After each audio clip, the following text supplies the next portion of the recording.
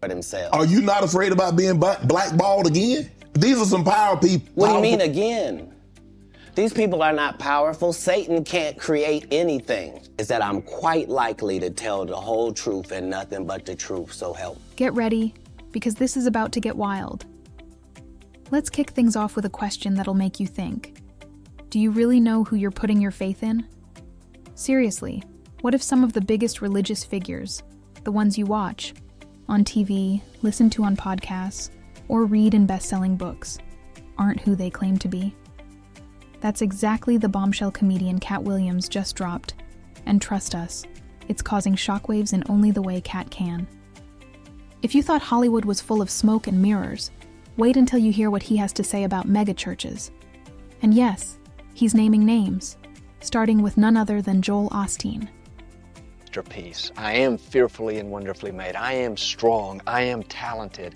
I think that is speaking to the core of what God's put in each one of us, that He has equipped us, He's empowered us, we have what we need to fulfill our destiny, but I do think that we have to... I am a masterpiece. I am fearfully and wonderfully made. I am strong. I am talented, I think that is. Now, if you're not familiar with Katt Williams, let us give you the rundown real quick. Katt's not just a comedian. He's a cultural for starter. He's that guy who's been calling out Hollywood secrets for years, and whether you think he's crazy or courageous, one thing's for sure. When Katt speaks, people listen recently.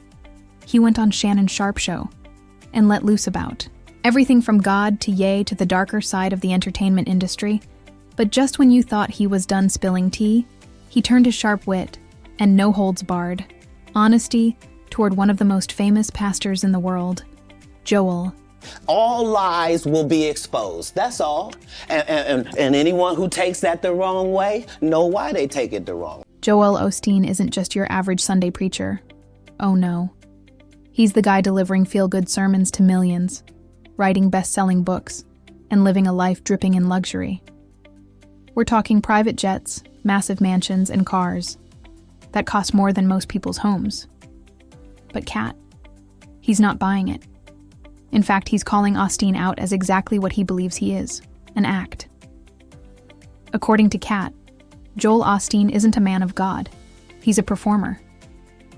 And let's be honest, if there's anyone who can spot a performance, it's Katt. You know, I just felt like that, you know, it's not going to be right. So the right. first sermon you did, you were trying to imitate your dad. Yeah, I really was. You were trying to invoke him. The first few months, I felt pressured to be him, not in a bad sense, because I love my dad, but I just thought, you know what, I felt like I needed to be, because that's what everybody expected of me. Because I'm, hey, you know, we've been here all these years. But then one day, about 3 or 4 months in, I realized I'm not good at being my... Let's rewind for a second and set the stage.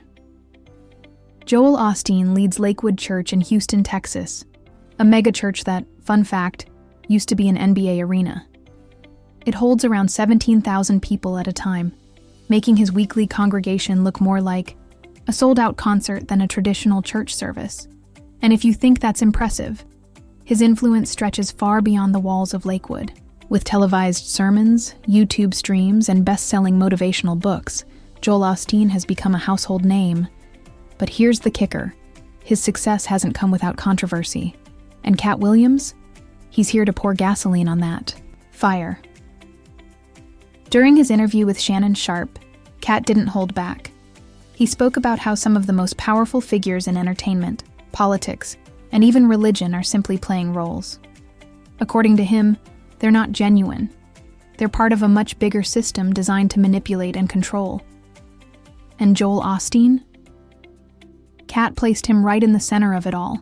He claimed that Osteen himself admitted to being an actor, not a true man of faith. Let that sink in for a second. If what Katt is saying is true, then everything about Osteen, his sermons, his books, his public persona, is nothing more than a performance. And if you're wondering why someone would do that, Katt's got an answer for you: money and power. A little bit of time. It takes you know, I've gotten more comfortable in the last 3 or 4 years. I finally, you know, outlasted the critics. I finally, you know, get a little confidence and you realize that, okay, you know what, this is my lane. I know it deep down in the core of my being. When you're looking over here and over there, that's energy that you need. And, you know, you're taking that energy, you're taking that focus away from what... Now, before we go any further, let's talk about what makes Joel Osteen such a polarizing figure. On the surface, he's all about positivity and good vibes. His sermons focus more on inspiration and self-help, rather than traditional fire and brimstone preaching. He's the guy who tells you to believe in yourself, stay positive, and trust that God has great things in store for you. Sounds harmless, right? Well, not everyone thinks so. Osteen is often criticized for preaching what's known as the prosperity gospel, the idea that faith can lead to financial success. In other words, if you pray hard enough and believe deeply enough, God will reward you with wealth and happiness. Read the book, do you have to believe in Jesus to read this book? No, anybody can read the book. Our message is about, even when Jesus was on the earth, he went to all kinds of people. So I've always tried to get outside of just the church walls. Your book, I mean, your church is non-denominational, correct? It's an appealing message. Who wouldn't want to believe they're just one prayer away from their dream life? But critics argue that it's a dangerous oversimplification of what faith should be. They claim it's more about making money than spreading the word of God. And let's not forget, Osteen's own lifestyle doesn't exactly scream humility. The man lives in a mansion worth over $10 million, drives luxury cars, and has a net worth in the tens of millions. He insists he doesn't take a salary from his church, but his book sales and speaking engagements more than make up for it. And here's where things get really messy. Katt Williams isn't the first to side-eye Joel Osteen's empire. The controversies have been piling up for years. Remember Hurricane Harvey in 2017? While Houston was underwater, Osteen's Lakewood Church faced heavy criticism for not opening its doors to evacuees right away. At first, Osteen's team claimed the church was inaccessible due to flooding, but photos and videos circulating online told a different story. After public backlash, the church eventually opened its doors. But by then, the damage to Osteen's reputation was already done. Many accused him of caring more about protecting his church's image and property than actually helping those in need. Hey, God bless you and welcome to Lakewood today. We are so blessed to have you here. How many of you are ready to worship the Lord this morning? Fast forward to 2021, and things took an even stranger turn. A plumber working on a repair at Lakewood Church discovered envelopes stuffed with cash and checks hidden inside a wall. And get this, it just so happened to match the amount of money that had been reported stolen from the church years earlier.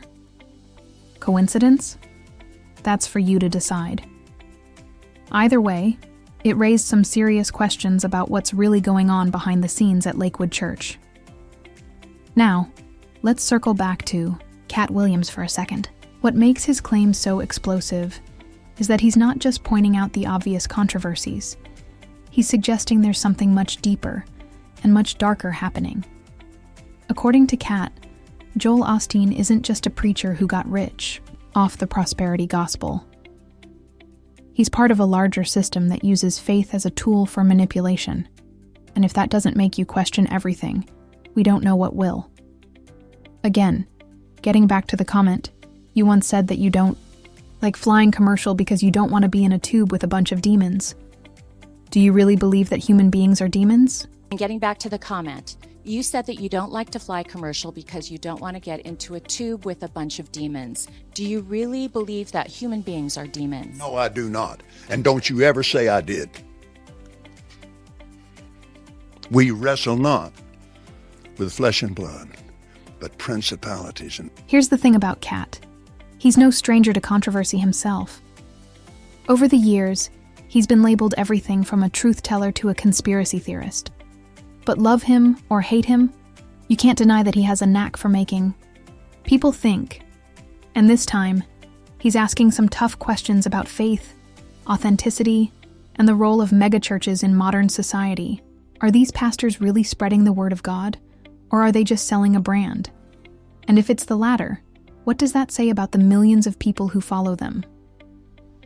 Katt's critique isn't just about Joel Osteen. It's about the entire system of megachurches and prosperity gospel preachers. He's calling out the hypocrisy of preaching humility and generosity while living in unimaginable luxury. And let's be real, He's not wrong to question it. How can someone preach about giving to the poor while driving a car that costs more than most people will make in a lifetime? How can they talk about trusting God's plan while building multi-million-dollar empires on the fancy clothes? I mean, for a pastor, you are living a life of luxury. You've got great homes, you've got great planes, you drive in limos, I'm a and very wealthy man. you're a very wealthy man. Yes. Yeah. And some people would say that is it appreciate? May I add something to that? My wealth doesn't come from offerings alone. But here's where it gets even more interesting. Katt isn't just accusing Osteen of being a hypocrite. He's saying the man is straight up acting. According to Katt, everything about Joel Osteen, the smile, the sermons, the inspirational quotes, is all part of a carefully crafted performance. And if that's true, it's not just a problem for Osteen. It's a problem for everyone who's ever put their faith in him. Now let's be clear. These are Katt's claims, not hard facts. But even so, they're enough to make you think twice about the people you look up to. After all, if someone as high profile as Joel Osteen can be accused of being an actor, what does that say about the other so-called leaders out there? And more importantly, what does it say about us for believing in them? It happened live on 100.3 The Bull. The radio show was simply asking people, have they ever found anything of value? But they never expected to hear from a man who says he discovered hundreds of envelopes full of checks and cash at Houston's Lakewood. All right, let's dive back in, because this train isn't stopping anytime soon. If you thought Katt Williams' claims about Joel Osteen were wild in the first half, wait until you hear how this story unfolds. The deeper you go into Osteen's world, the more cracks start to show in the shiny, polished image he spent years building. And let's be honest, whether you're a fan of his feel-good sermons or you've been side-eyeing him for years, there's no denying that the controversies surrounding him have piled up faster than donations at one of his services. There was a loose toilet in the wall, and we removed the tile. Well, they removed the tile. Went to go remove the toilet, and I moved some insulation away, and about 500 envelopes fell out of the wall. So let's talk about the prosperity gospel for a second, the backbone of Osteen's entire empire. At its core, it's the belief that faith, positivity, and giving generously, especially to your church, will lead to blessings like health, wealth, and success. Sounds great, doesn't it? Who wouldn't want to believe they can pray their way to a bigger bank account or a better life? But here's the problem. When you start peeling back the layers, the whole thing feels less like a spiritual message and more like a sales pitch. And Katt Williams, he's not here for it. He's pointing out what a lot of people have been saying for years, that this isn't about faith. It's about creating a loop where the congregation keeps giving while the pastor keeps living large.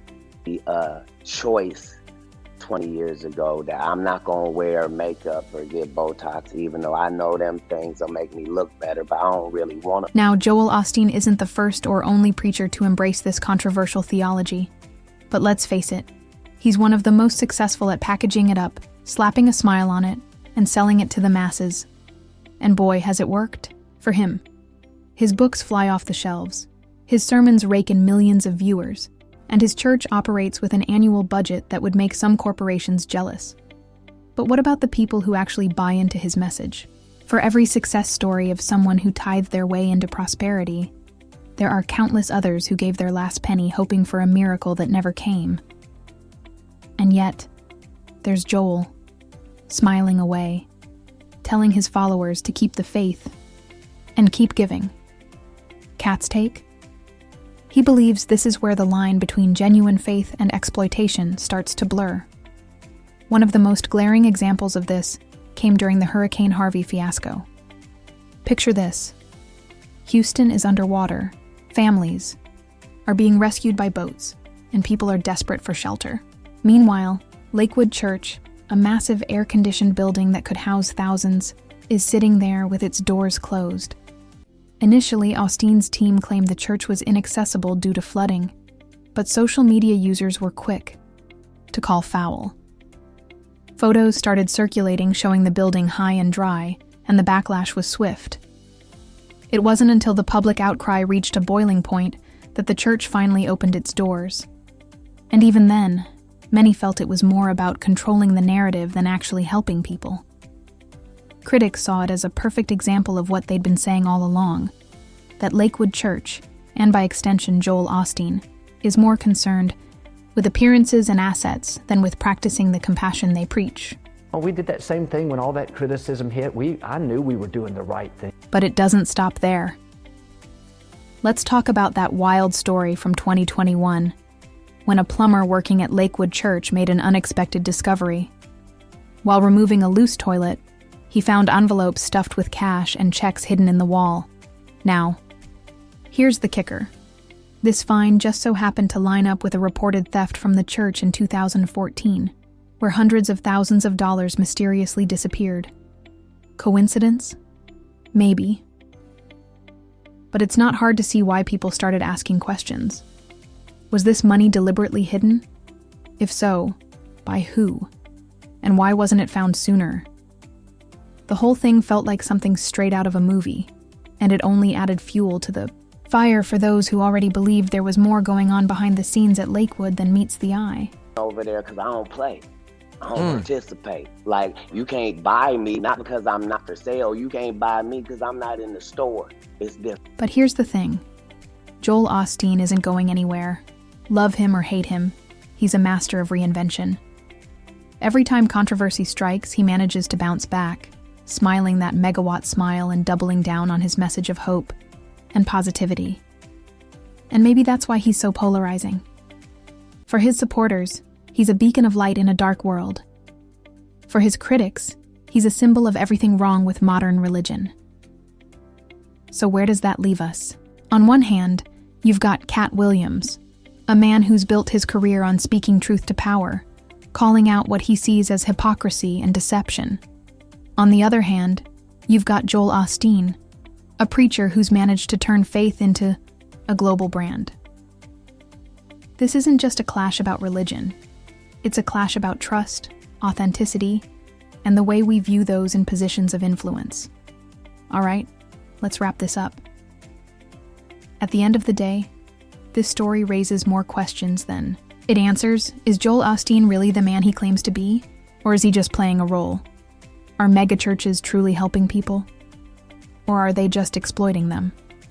And most importantly, what does it say about us that we're so quick to put our faith in people who might not deserve it? Let us know what you think in the comments. And as always, stay tuned for more stories that dig deeper into the worlds of faith, fame, and everything in between. Until next time.